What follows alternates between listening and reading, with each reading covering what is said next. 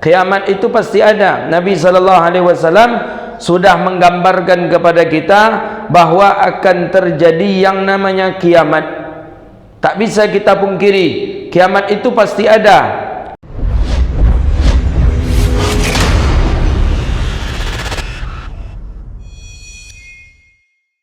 Bismillah. Assalamualaikum warahmatullahi wabarakatuh. Alhamdulillahilladzi wahabana ni'aman mutanawwi'ah, masalan ni'matal hayah wa ni'matal aqidatas sahihah, wa hallu majar hatta nastati'a an najta jami'a fi hadzal makanil mubarak. Wa usalli wa usallim ala sayyidina Muhammadin wa ala alihi wa ashabihi wa man tabi'ahum bi ihsanin ila yaumiddin. Subhanaka la ilma lana illa ma 'allamtana innaka antal alimul hakim. Rabbi yassir wa la tu'assir ya Rabbi tammim bi khair. Puja dan puji syukur kepada Allah. Alhamdulillah, di waktu yang mulia ini Allah izinkan kita bisa duduk di rumah Allah ini untuk melaksanakan salat fardu maghrib secara berjamaah. Mudah-mudahan selama kita duduk di sini Allah ampuni dosa kita, Allah terima amal ibadah kita, dan Allah jadikan kita orang yang taat kepada Allah Subhanahu wa taala hendaknya. Amin ya rabbal alamin. Salawat dan salam kepada Nabi yang agung, Nabi yang mulia, Rasulullah Muhammad sallallahu alaihi wasallam. Allahumma salli wa sallim wa barik ala sayyidina wa maulana Muhammadin wa ala alihi wa ashabihi ajma'in. Salawatu rabbi wa salamuhu alaika ya sayyidi wa ya habibi ya Rasulullah. Bapak Ibu hadirin yang dirahmati Allah Subhanahu wa taala, pada kesempatan kali ini kita baca hadis daripada hadis Rasulullah sallallahu alaihi wasallam, yang hadis ini dinukilkan oleh banyak para ulama, dirawikan oleh banyak para ulama. Di antaranya adalah Al-Imam Al-Bukhari di dalam kitab beliau. Kemudian banyak daripada perawi hadis menghukum hadis ini dengan hadis sahih. Jadi kalau hadis itu sahih, berarti hadis itu tidak ada cacat sedikit pun di hadis Rasulullah sallallahu alaihi wasallam. Apa bunyi hadis? Hadis menjelaskan tentang min alamatis sa'ah, daripada tentang tanda-tanda daripada datangnya kiamat. Jadi kiamat ini memang perkara yang pasti, hak pasti, tak bisa kita mendustakannya. Kalau ada orang yang berpikiran bahawa anda ada kiamat itu sudah cerita kosong aja tu katanya, tunggulah sebentar lagi, pasti kiamat itu ada. Kiamat itu pasti ada. Nabi SAW sudah menggambarkan kepada kita bahawa akan terjadi yang namanya kiamat. Tak bisa kita pungkiri, kiamat itu pasti ada. Maka oleh karena itu, termasuk Imam Al-Bukhari menukilkan juga di dalam sahihnya, begitu juga dengan para ulama yang lain pun juga menukilkan di dalam beberapa kitab-kitab karangannya. Mana dia? Daripada min alamati sa'ah, daripada tanda-tanda terjadinya kiamat. Memang kiamat ini tak bisa kita mengirakannya. Ada yang mengatakan dalam riwayat yang lain, umur dunia itu cuma 1.500 tahun. Jadi kalau kini 1443, berarti tinggal sisa dunia 77? Enggak. Berapa? 57 tahun lagi. Itu kalau menengok kepada hadis itu.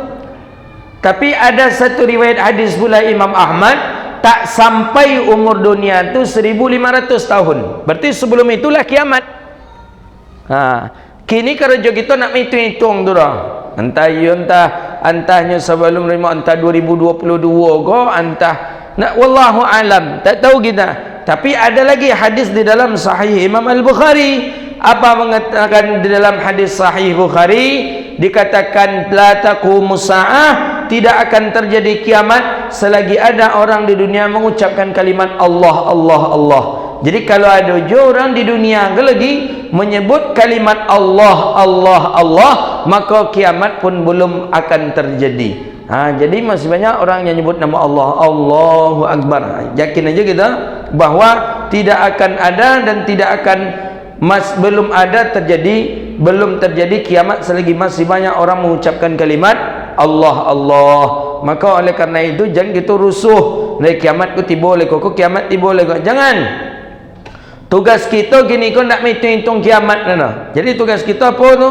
Tugas kita seorang mukmin ingin mempersiapkan amalan saleh, mempersiapkan amalan dengan banyak untuk menempuh yang namanya kiamat. Ada sebagian ulama mengatakan umat mukmin tak berjumpa dengan kiamat. Jadi sebelum terjadinya kiamat tadi, umat-umat mukmin itu dimatikan dulu, diwafatkan dulu. Umat-umat mukmin diwafatkan dulu, setelah itu barulah dijadikan kiamat. Jadi yang merasakan kiamat itu adalah orang-orang kafir, orang-orang yang tidak beriman, dialah yang merasakan terjadinya kiamat. Jadi mudah-mudahan kita kok tidak terjadi, tidak terasa kiamat. Itu yang kita harapkan. Ya, sama dengan Dajjal. Naudzubillah. Mudah-mudahan jangan pula kita bersobok dengan Dajjal. Kalau bersobok awak Dajjal tu, ya Allah ya Arhamar Rahimin, bisa disulap dek Dajjal. Bayangkanlah ayam sedang main-main, ayam tu abang tanya Dajjal ke ayam tadi. Nampak dia angku sianu lewat siku tadi, lari kecil ayam. Tak bisa kita mengelak. Kemanapun kita lari, menyuruk di belakang batu. Batu mengecek, ikutnya orang mukmin di belakang dan kau kecek batu. Menyuruk kita di bawah pohon, menyuruk kita di dalam semak. Apa kata semak tadi kepada Dajjal? Hei tentara Dajjal, hadza muslim. Iko muslim ada dekat ambo ke gini. Umat Islam ada dekat ambo ke gini. Datang Dajjal tinggal membunuh, tinggal menyembelih atau tinggal menghabisi kita saja lagi. Maka oleh karena itu ada sebagian mengatakan umat mukmin tidak berjumpa dia dengan yang namanya Dajjal. Tapi kalau makanya itulah kita berdoa di akhir daripada tasyahud kita itu, fil alamin innaka hamidum majid. Apa doanya? Allahumma inni a'udzubika min adzabil qabri wa min adzabil nar wa min fitnatil mahya wal mamat wa min fitnatil masihid Dajjal. Itulah dia. Jadi berdoa kita, janganlah sampai kami bersobok je Dajjal, jangan sampai berjumpa dengan Dajjal. Kalaupun berjumpa, jauhkanlah kami daripada godaan Dajjal. Jadi kiamat tu ada, pasti ada kiamat. Imam Bukhari sudah menjelaskan pula hadisnya di dalam Sahihul Imamil Bukhari rahimahullahu taala. Mana dia? Ni akan kita kaji hari ini. Qala la taqumus sa'ah, takkan terjadi kiamat hatta yaqbidal ilmi biqabdil ulama. Yaqbidal ilm, pertama tidak akan terjadi kiamat kecuali Allah sudah cabut ilmu. Yantazi'ul bil qalbin bintiza'il ulama. Allah cabut ilmu dengan Allah cabutnya ulama. Jadi itu pertama itu. Banyak mati ulama, itu tanda-tanda kiamat sudah ada. Maka hati-hati kita, jangan senang kita dengan wafatnya ulama. Bahaya. Meninggal ulama, mencari pengganti seperti ulama tu payah. Kalau meninggal camat, besoknya ada langsung jadi lantik di bupati. Meninggal RT langsung ada besoknya dilantik dek lurah. Meninggal lurah besok pagi langsung ada SK penunjukan yang tunjuk dek camat. Meninggal bupati langsung pula ada PJ-nya. Meninggal gubernur, semua pejabat yang mulia dalam pandangan manusia ketika dia meninggal dunia ada langsung yang akan menggantikannya. Tapi ulama, tak ada yang menggantikan ulama ketika dia meninggal dunia. Meninggal Imam Malik, dibawa oleh Imam Malik semua ilmu yang ada di dalam kepalanya dan dadanya. Meninggal Imam Hanafi, dibawa ilmu yang ada di setiap dada dan di kepalanya. Meninggal pula Imam Syafi'i, Imam Hambali, tidak ada yang pengganti daripada imam-imam, daripada imam-imam ulama mujtahid mutlak sampai gini. Tak ada. Mana ada? Tidak ada. Maka oleh kerana yang bernama Syafi'i, banyak nama Syafi'i, tapi Syafi'i KW sebenarnya. Tak ada yang ori itu, tak ada lah dah. Syafi'i yang ori itu tak ada. Tak ada. Hanafi yang KW banyak. Kalau Hanafi yang ori tak ada. Imam Hanafi, bayangkanlah Imam Hanafi Abi Hanifah bin Nu'man. Berkau terang ada Ustaz Hanafi tak singgung Ustaz. Kita tengok daripada Imam Abi Hanifah bin Nu'man, baca di dalam kitab Khairatul Hisan fi Manaqib Abi Hanifah bin Nu'man. Tengok di sana ada daripada Manaqib Abi Hanifah bin Nu'man. Imam Abi Hanifah bin Nu'man baru beliau berhenti salat malam apabila lampu yang tergantung di rumah beliau itu sudah padam. Kenapa padam? Minyak habis. Itu berhenti beliau itu. Berapa naknya lamanya beliau salat? Dalam satu kaul, beliau salat malam itu selalu mengkhatamkan Quran. Setiap malam khatam Quran. Salat tahajudnya beliau langsung mengkhatamkan Quran. Dalam satu qaul dalam kitab Manaqib daripada Khairatul Hisan Manaqib Abi Hanifah bin Nu'man karangan Imam Ibn Hajar Al-Haythami, bayangkan kadang Imam Abi Hanifah bin Nu'man atau Imam Hanafi tadi itu salat beliau sering dengan wuduk salat Isya, salat subuh tapi wuduknya wuduk salat Isya. Jadi salat Isya ambil wuduk, bersambung ibadat terus menerus sampai waktu subuh beliau langsung salat subuh dengan wuduk salat Isya. Siapa yang bisa gitu? Nah, kita antara maghrib ke Isya 10 kali tekan tuik Imam Abi Hanifah. Bisakah kita menandingi imam yang seperti ini? Tak ada. Maka meninggalnya ulama untuk pengganti ulama itu payah, susah menggantinya. Maka oleh karena itu betul Nabi mengatakan al-ulama warasatul anbiya. Ulama itu pewaris para nabi. Ulama tidak mewarisi dinar dan dirham. Para nabi tak mewarisi dinar dan dirham. Yang dia warisi adalah ilmu. Yang dia warisi adalah iman dan takwa. Maka oleh karena itu dengan meninggalnya ulama itu salah satu daripada tanda-tanda bagian daripada kiamat. Maka biqabdil ulama, dengan wafatnya ulama, dengan meninggalnya ulama, maka terjadilah tanda-tanda kiamat itu. Berapa banyaknya ulama meninggal.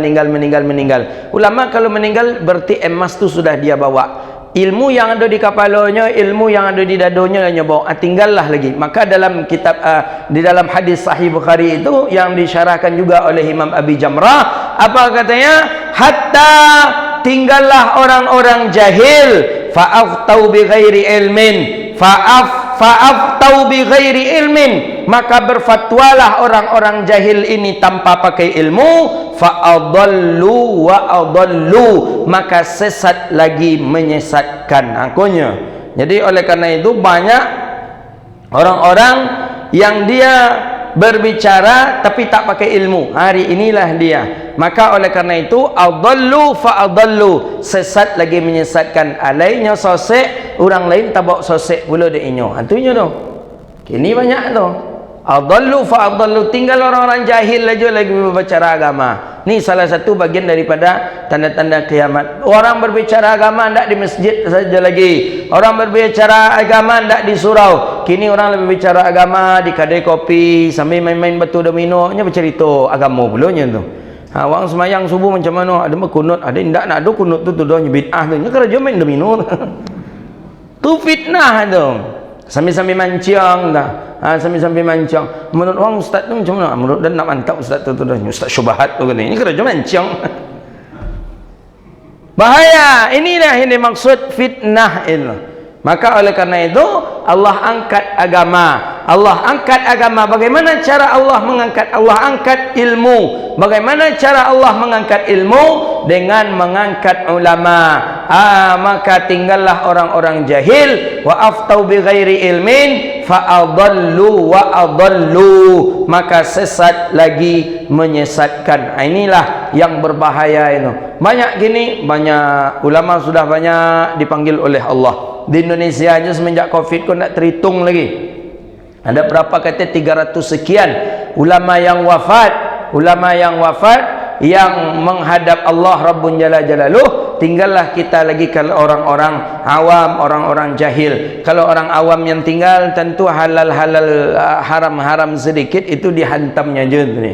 Makanya oleh karena itu berisiko kita dan kalau kita masih hidup sedangkan fitnah sedang merajalela. Maka disebutkan di dalam hadis dalam Majalisus Saniyah Syarah Arba'in Nawawiyah Imam Fasli As-Siddiqi Al-Azhari, beliau mengatakan di dalam hadis, dinukilkan hadis itu dalam kitab Majalisus Saniyah, disebutkan bahwa laula bi'ilmil ulama, kalau tidak karena para ulama, maka manusia ini samalah seperti hewan. Tengok hewan tak ada halal haram di hewan, tak tahu.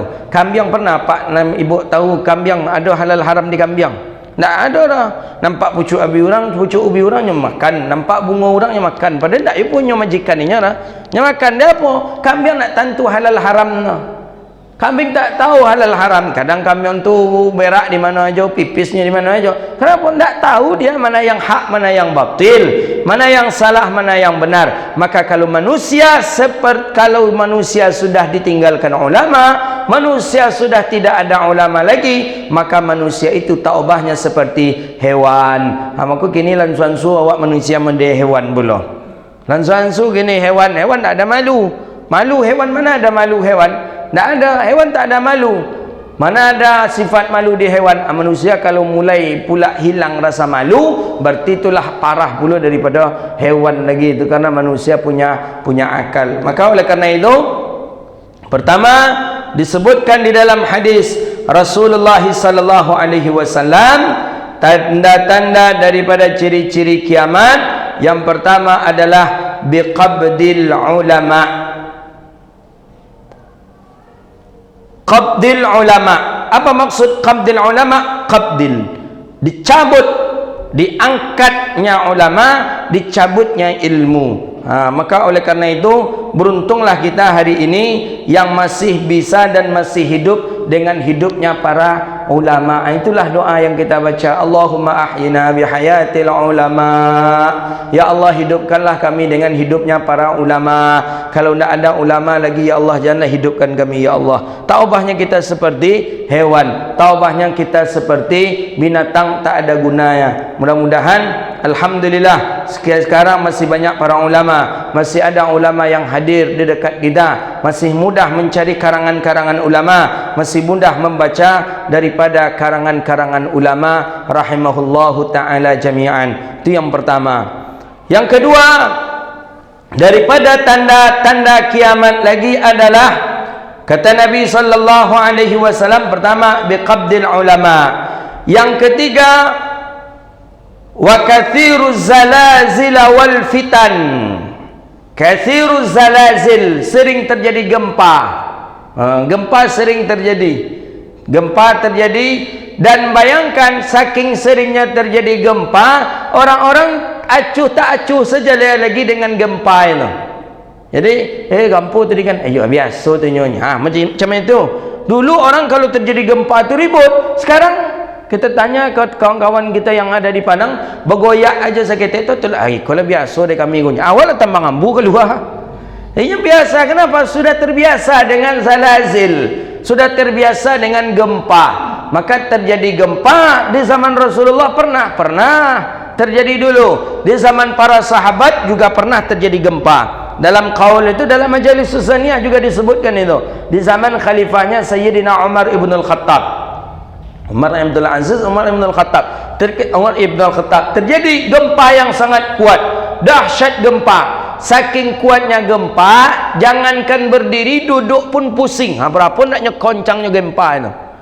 Cuma karena memang gedung yang tinggi tak ada dulu, jadi orang biasa-biasa saja, tapi kuat goncangan gempa itu, tak bisa berdiri, duduk pun susah saking kuatnya gempa tadi. Sayyidina Umar ibn al-Khattab datang dengan tongkatnya, kata Umar, langsung digertaknya gempa tadi di Umar. Hei bumi, kata Umar, hei gempa, diam engkau, tenanglah engkau. Ini adalah khalifahnya Rasulullah sallallahu alaihi wasallam. Ditancapkan oleh Umar tongkatnya ke tanah, kemudian tanah tadi langsung diam. Sampai hari ini jarang terjadi gempa karena sudah digertak oleh Sayyidina Umar ibn al-Khattab. Makanya berani orang sekarang di Madinah tu buat gedung tinggi-tinggi karena jarang terjadi gempa sekarang. Itulah dia. Awak nak ada Umar banyak, cuma KW je sadanya barunya. Ndak ada yang orinya baru lah.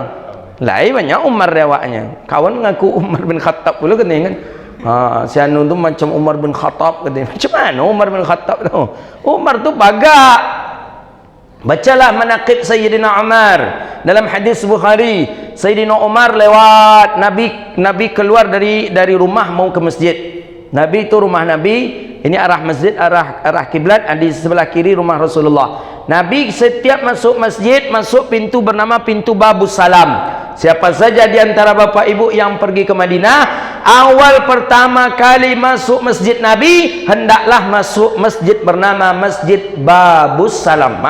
Hendaklah masuk pintu masjid bernama pintu Babus Salam. Pas lurus Babus Salam tu makam Rasulullah sallallahu alaihi wasallam. Nabi pintu tu terus masuk, Nabi masuk pintu Babus Salam, keluar Nabi masuk. Jadi ketika Rasulullah sallallahu alaihi wasallam keluar rumah, dan Nabi nampak dari gang tu keluar syaitan, lari, iblis lari. Mudah itu lari, ramai iblis tadi lari. Sampai dalam hadis Bukhari itu disebutkan lari terbirit-birit dan terkentut-kentut katanya lah. Jadi setan tu terkentut ya. Nabi mah mendengar terkentut-kentut katanya lah. Cuman bawa nanti indahnya ya nak lo tantu dah. Mungkin juga bawa mungkin pentai lah kan, tak tahu begini karena kita tak bisa melihat syaitan, melihat iblis. Baginda Rasulullah bisa, baginda Nabi nampak Rasulullah ketakutan syaitan tadi. Hadisnya sahih itu. Ditengok oleh Nabi, kenapa ketakutan syaitan? Ada apa dengan syaitan? Kok takut syaitan ini nih? Ditengok dari Rasulullah. Jalan keluar dari gang tadi itu santai berjalan dari gang tadi keluar. Yang santai itu rupanya Umar ibn al-Khattab.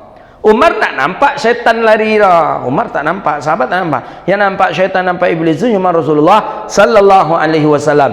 Nampak syaitan lari dari Rasulullah, nampak pula jalan santai subuh-subuh tu, yang sedang berjalan santai, itulah Sayyidina Umar. Maka itulah kata Rasulullah sallallahu alaihi wasallam, asyja'un nas Umar ibn al-Khattab. Laki-laki yang pemberani, manusia yang paling pemberani, yang bagak itu adalah Umar ibn al-Khattab. Itu bagak Umar ibn al-Khattab. Setan aja lari dia.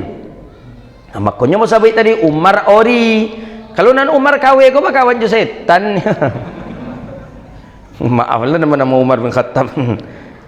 Kawan je setan. Kalau Umar nan asli itu takut setan. Ketika tu sungai inilah, ini Umar bin Abdul Aziz kalau tak salah. Jadi Umar bin Khattab juga dalam majalis Susaniyah disebutkan ini. Nil tu setiap tahun minta perempuan. Jadi sungai-sungai itu kan ada tumbal nih. Sungai Kampar biasanya taruh itu. Tiap tahun ada aja tarang adik kita orang yang kehilangan, yang hanyut. Tahun lalu di daerah 13 Kota Kampar, terus Kota Kampar Hulu ada hanyut. Enggak, ketika PPKM Ramadan kemarin ada 2 orang yang hanyut itu nak nyebrang, dia pulang ke Sumbar karena jalan ditutup. Disitulahnya naik naik bot. Pokoknya rupanya karam tumbang, meninggal dunia, dicari di sungai Kampar, Sungai Siak, sungai mana, Sungai Rokan. Tiap tahun dulu Sungai Nil minta juga. Cuman Sungai Nil kok agak canggih mintanya segitu. Mesti diagenya tuh perempuan gadis. Kalau nak diagi ada-ada aja mati orang ni besok. Ada-ada saja, ada-ada saja. Dibuatlah dia Umar, ditulis tu Umar, Bismillahirrahmanirrahim min khalifata Rasulillah Umar ibn al-Khattab. Digulung dia Umar, apa kecil Umar ke sungai Nil, Nil, kau pengganti anak gadis yang engkau minta terus itu. Tak dioncekkan dia Umar ibn al-Khattab, Umar ibn Aziz, Umar ibn al-Khattab. Umar ibn al-Khattab dilemparkan ke dalam Nil. Hei Nil, ni pengganti anak gadis yang selama ini yang kau minta. Semenjak itu sungai Nil tidak lagi ada sebagai tumbalnya perempuan-perempuan yang meninggal di sungai Nil. Itu bagaknya Umar ibn al-Khattab. Ya, jadi Umar ibn al-Khattab itu tidak bisa kita lawan. Itu sahabat Rasulullah sallallahu alaihi wasallam. Kalau ada Umar ibn al-Khattab itu macam pajanan menghina apa batang sempurna mau pajanan? Kaceh. Itu telah salah Sayyidina Umar. Umar ibn al-Khattab, ada dua orang yang berselisih faham, sedang bersengketa lah. Selisih faham, sedang bersengketa. Sama-sama muslim. Kau muslim, kau muslim. Bersengketa. Nak yodoh nang keceknya loh. Kita datangilah Rasulullah. Kita mintalah ke Rasulullah sallallahu alaihi wasallam untuk menyelesaikan masalah kita ini. Okey, bagus. Yang kata satu, ayolah kita datangi Rasulullah sallallahu alaihi wasallam. Datanglah ke Rasulullah.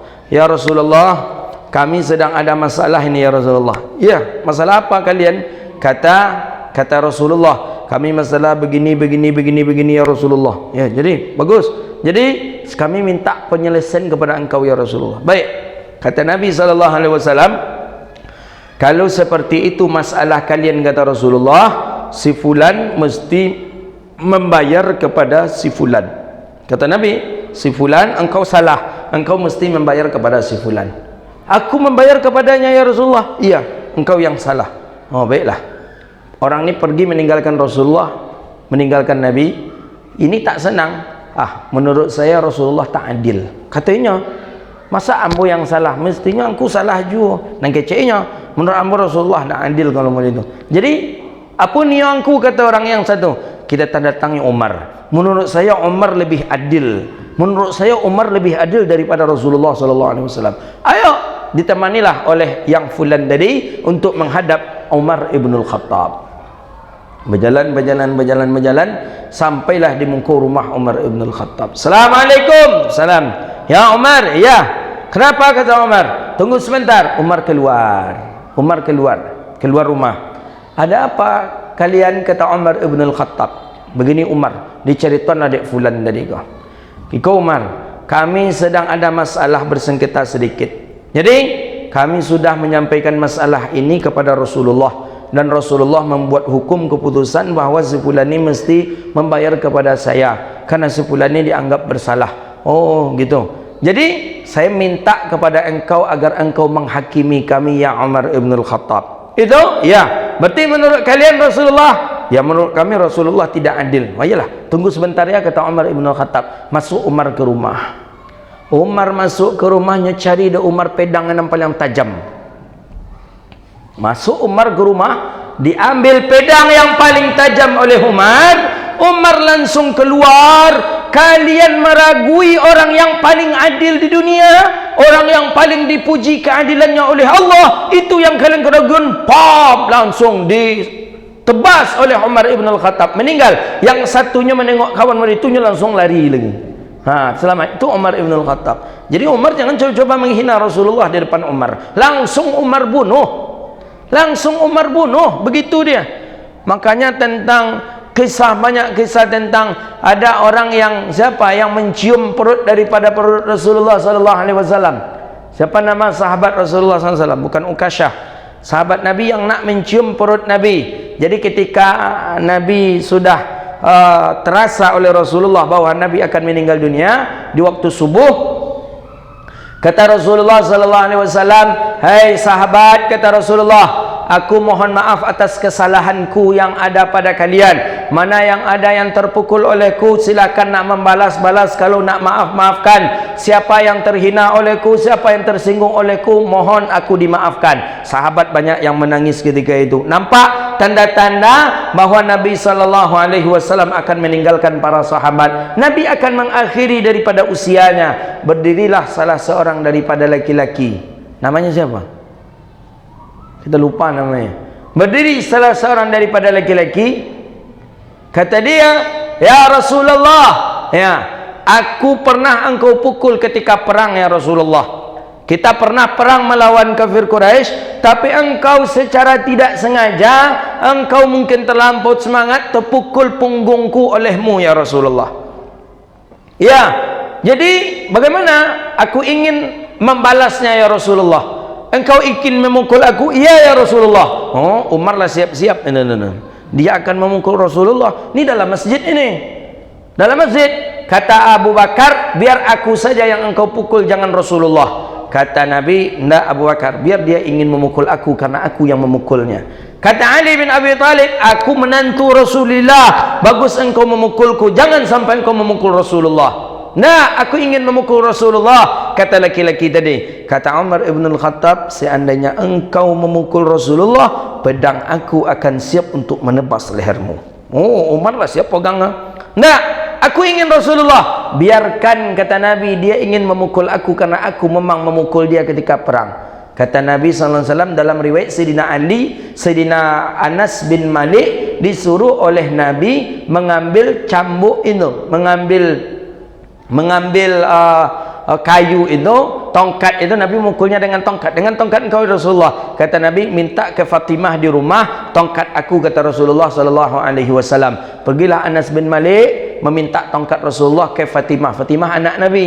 Jadi kata Fatimah, untuk apa ini ya Anas? Untuk apa? Untuk Rasulullah. Untuk apa? Nabi ada seorang nak memukul Rasulullah. Namanya kita lupa siapa dalam riwayat. Saya pun lupa. Dia akan, untuk apa dia? Dia akan membalas qisas. Kata Fatimah, celaka orangnya, dia akan memukul ayahku. Kata Fatimah. Kata Fatimah, dia akan memukul ayahku. Ya, dia akan membalas kepada ayah engkau. Baik, ketika datang Anas bin Malik membawa tongkat tadi, tegang itu di masjid waktu subuh itu.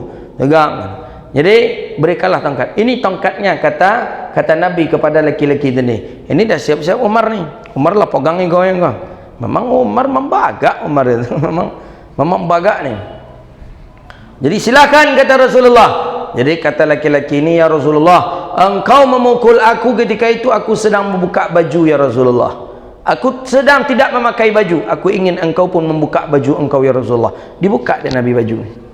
Dibuka oleh Rasulullah SAW bajunya, nampaklah keputih-putihan dari tubuh baginda Nabi SAW. Sudah, silakan, kata Rasulullah. Umar mulai, seandainya coba dia pukul, mendekat laki-laki ini ke Rasulullah, mendekat laki-laki ini ke Rasulullah. Ketika sudah mendekat ke Rasulullah, dia buang tongkatnya tadi, langsung dia peluk dan dia cium perutnya Rasulullah sallallahu alaihi wasallam. Itulah keluar bahasa hadis Nabi itu dalam satu riwayat, orang yang pernah mencium perutku maka dia akan bertetangga denganku nanti di surga. Dalam riwayat yang lain, orang yang pernah bertemu kulitnya dengan kulit perutku maka dia nanti akan bersama aku di surga, bertetangga dia di surga Rasulullah sallallahu alaihi wasallam. Siapa namanya? Ukasyah orangnya. Ukasyah. Jadi itu yang menyebabkan daripada sahabat Nabi tadi menjadi orang terdekat dengan baginda Rasulullah sallallahu alaihi wasallam. Itulah bagaknya daripada Sayyidina Umar. Ada yang model itu macam bagaknya Umar itu, mau diambil pedang oleh Umar, hendak ditebasnya oleh Umar ibnul Khattab radhiyallahu taala anhu ajma'in. Jadi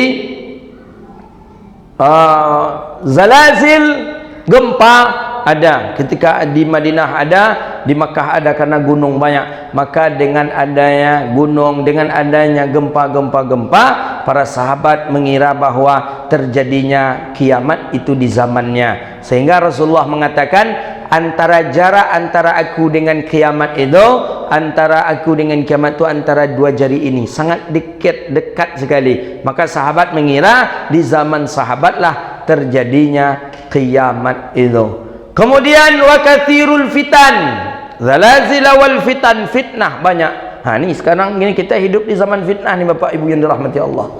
Kita hidup di zaman fitnah. Zaman fitnah. Bukti zaman fitnahnya orang elok bisa terfitnah menjadi orang buruk. Orang buruk dengan zaman fitnah bisa menjadi orang elok. Tu kita hidup di zaman fitnah tu, Pak. Dah jelas sianu tu buruk perangainya. Zalim tapi bisa menjadi elok. Kenapa? Karena fitnah. Orang yang jelas-jelas elok, orang yang jelas-jelas saleh bisa menjadi hina. Kenapa? Karena fitnah juga. Kita hidup zaman fitnah, Pak.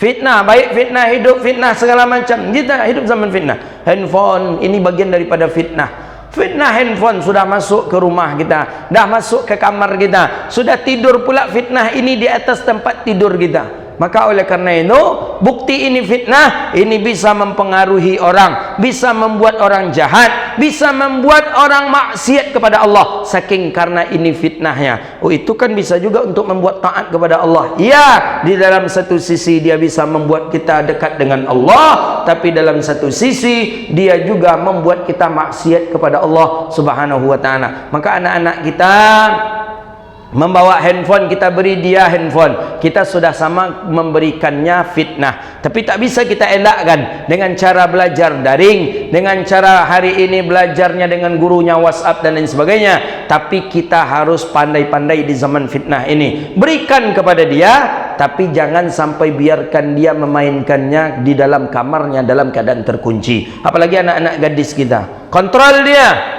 Kontrol, handphone kita berikan kepada dia, tapi pintu kamar jangan sampai dikunci. Ketika pintu kamar dikunci, handphone kita berikan kepada anak kita, berarti kita sudah sama memberikan fitnah itu kepada anak-anak kita.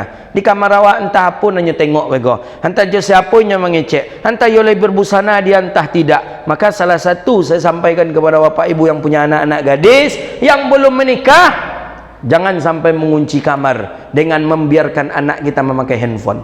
Fitnah nih, gawat fitnahnya nih. Gawat fitnahnya. Jadi solusi bagaimana? Buka kunci kamar. Saya jangankan anak gadis, saya punya adik ipar saya laki-laki. Tak saya izinkan dia kuliah di Unri. Tak saya izinkan mengunci pintu kamar. Bahaya, fitnah. Fitnah terjadi apalagi perempuan-perempuan. Kini nak menengok siapa sajonya, atau orang lain nak menengokinya, buka dengan busana yang pintu terkunci. Handphone bisa. Kita itu yang kita berikan. Maka kita hidup hari ini di zaman fitnah. Oh, nak apa ustaznya kalau wak kekang pula anak wak bodoh pula, anak dia bodoh tu no. Maka banyak pergaulan-pergaulan bebas mereka. Menghisap narkoba, memakai ganja dan lain sebagainya. Ini perangai-perangai daripada penyakit masyarakat yang mestinya anak-anak kita tidak ada dalam masa ini. Anak-anak dulu mana ada fitnah koko di dalam kamarnya masuk, enggak. Paling anak-anak pedusi dulu main bongkar gambar bongkar pasang, main ale-alean kan itu tuh. Kita laki-laki dulu main-main gambar, paling mereka main-main terompa atau main oto-oto. Kini anak-anak gini lah meniko mainnya. Fitnah. Ya, oleh karena itu tak kita berikan, tak pula boleh. Gaptek pula anak kita, gagal teknologi. Berikan dia tapi bimbing dia. Berikan dia tapi awasi dia. Jangan kita berikan begitu saja tapi tak kita bimbing. Berarti kita sama memberikan senjata tajam kepada anak, dan itu untuk membunuh kita. Jadi banyaknya fitnah itu tanda daripada akhir zaman, tanda daripada kiamat. Bukti fitnahnya lagi, awak datang ke masjid untuk pergi beribadah, kita datang ke masjid untuk pergi salat, tapi menjelang sampai di masjid awaklah melakukan maksiat. Itu tanda awak hidup di zaman fitnah. Apa maksiatnya ustaz? Apa nak maksiat? Menengok orang pedusi maksiat nak? Di lampu merah awak awak lampu merah berhenti awak di lampu merah. Nampak ada awak di muka orang alun sudah baju di tukang jahit lelanya bawa memandang lo ke kanan mau dia itu je, memandang ke kiri mau dia itu je. Jadi jangan dipandang ustaz teman aku aja bawa auto mereka.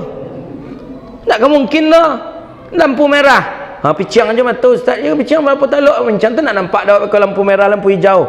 Tu tak pandang je mereka, tak pandang tu ujung-ujung ke situ je mereka. Fitnah tujuan pergi ceramah, tujuan pergi salat, tujuan pergi wirid, tujuan pergi ibadah, tapi wasilah perantara awak akan melaksanakan ibadah itu ternyata kita sudah melakukan maksiat kepada Allah Subhanahu wa taala. Itu tanda awak kini ko hidup di zaman fitnah. Maka oleh karena itu, seelok-elok orang yang hidup di zaman fitnah, sebaik-baik manusia hidup di zaman fitnah, orang yang selalu menjaga salat 5 waktu berjamaah dan orang yang selalu mempautkan hatinya di majlis ilmu. Dia akan terjaga daripada zaman fitnah. Salat 5 waktu ke masjid jamaah, ada majlis ilmu, duduk kita Allah jaga daripada fitnah-fitnah yang besar itu. Tapi kalau kita tinggalkan yang dua ni, salat ke masjid tak lagi berjamaah, berjamaah tak lagi dilakukan, duduk pun di majlis ilmu tidak ada, insya-Allah fitnah itulah nanti yang akan mengganggu kita, dan fitnah itulah nanti yang akan menseret kita ke dalam neraka Allah Subhanahu wa taala. Dalam riwayat hadis yang lain banyak tanda-tanda ciri-ciri daripada kiamat, tapi dalam hadis Bukhari itu disebutkan, ditambahlah satu lagi, dan banyaknya terjadi pembunuhan. Pembunuhan, orang-orang menghalalkan darahnya sehingga dia tak tahu penyebab apa ia dibunuh, dan orang membunuh pun tidak tahu apa penyebab ia membunuh. Itu dalam syarahan Imam Abi Jamrah dalam Bahjatun Nufus disebutkan itu. Dia tak tahu apa penyebab dia dibunuh. Tiba-tiba aja ada orang membunuh. Orang yang membunuh pun tak tahu kenapa dia membunuhnya. Jadi diupah oleh orang, kau mau bunuh-bunuh, tak tahu dosa apa yang dia lakukan sehingga dia membunuh tadi. Ini adalah tanda-tanda daripada kiamat. Banyak terjadi hari ini. Banyak sekali hari ini orang mudah saja menghalalkan darah saudaranya, bunuh pembunuhan, padahal itu adalah bagian daripada sesuatu yang dibenci, perkara yang paling dibenci oleh Allah Subhanahu wa taala. Itulah kajian kita pada malam hari ini. Jadi sudah nampak di kita, tergambar di kita hari kiamat, tanda-tanda bagian dari kiamat itu. Ulama mulai diangkat, ilmu mulai diangkat, ulama sudah wafat, ilmu pun dibawa oleh para ulama itu. Seringnya terjadi gempa, sering terjadi fitnah, dan banyaknya fitnah, dan banyaknya terjadi pembunuhan dengan tidak ada asbab. Hadza wabillahi at-taufik. Itulah kajian kita, mudah-mudahan bermanfaat. Rabbana atina fid dunya hasanah wa fil akhirati hasanah wa qina adzabannar. Allahumma faqihna fid din wa 'allimna ta'wil wahdina ila siratikal mustaqim. Rabbana hab lana min ladunka rahmatan wa hayyi lana min amrina rasyada. Rabbana atina fid dunya hasanah wa fil akhirati hasanah wa qina adzabannar. Wa sallallahu ala nabiyyina Muhammadin wa ala alihi wa sahbihi ajma'in. Subhana rabbika rabbil izzati amma yasifun. Wassalamu alal mursalin walhamdulillahi rabbil alamin. Assalamualaikum warahmatullahi wabarakatuh.